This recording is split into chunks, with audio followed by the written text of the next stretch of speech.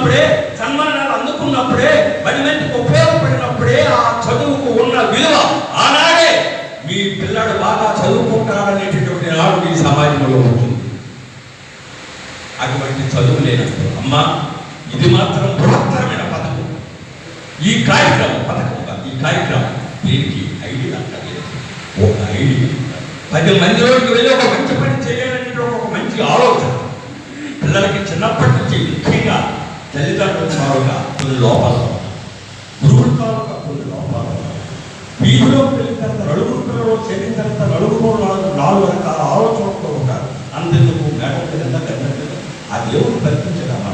మీ మనవరాలు చెప్తుంటారు, మా మనవరాలతో నేను ఒక కొట్టుకెళ్ళి నేను కొన్ని కరుకుంటుంటే మా మనవరాలు చోట అక్కడ దేవుడు ఒక వస్తువు తీసి ఇది కొద్ది తాత ఇదిగో ఏంటి అంటే అక్కడ ఉన్నారు తప్పు, అది తప్పమ్మ పదా ఈయన దొంగతనం అంటారు అక్కడ పెట్టు అని లౌకికంగా మందలిస్తారు. ఈరోజు పిల్లల్ని మాత్రం ఎక్కువగా మందలిస్తే ఇరిటేట్ అయిపోతున్నా.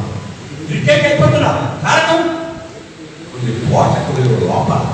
పూర్వం తెలుగు లేదు, పూర్వం సంస్కారం లేదు, పూర్వం సంస్కృతి సాంప్రదాయాలు.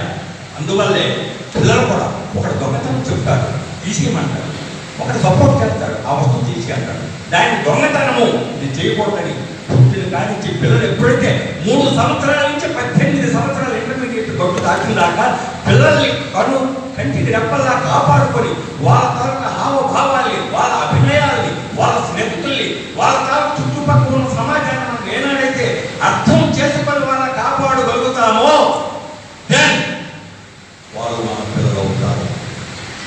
ఈరోజు ఇంజనీరింగ్ చదువుకున్న వాళ్ళే ఎదుటివాడి బ్యాంక్ అకౌంట్ల నుంచి ఈజీగా ఈ బ్యాంక్ అకౌంట్లోకి లాగేస్తున్నారు.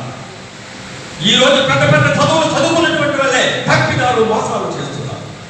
గొర్రెల కాల్చుకున్నటువంటి కాపాడు చేసుకుని బ్రతుకుతున్నటువంటి అమాయకులు చేయలేకపోతున్నారు. కారణం వారికి తెలియదు ఆ విద్య తెలియాలి. ఈ జనాలను రక్షించాలి అంటే ప్రతి ఒక్కరు నడుపు కట్టాలి. ఇది స్వయం ప్రతిపత్తి ఎవరికి వారుగా ఒక స్కూల్ పెడతారు, ఒక హాస్టల్ పెడతారు. నిజంగా ఈరోజు దీన్ని అమ్ముతుంది. ఉదాహరణ ఆఫీసర్ ఎంత కొనుక్కోడు మంచిపడి చేస్తారు. ఒకరోజు విశాఖపట్నంలో 70 సంవత్సరాల ముసలాయన రైల్వే స్టేషన్లో తిరుగుతుంటే వాట్సాప్లో రణస్థలం ఎస్ఐ రాజేష్ గారు చూశారు. చూసిన తర్వాత వాళ్ళకి రణస్థలం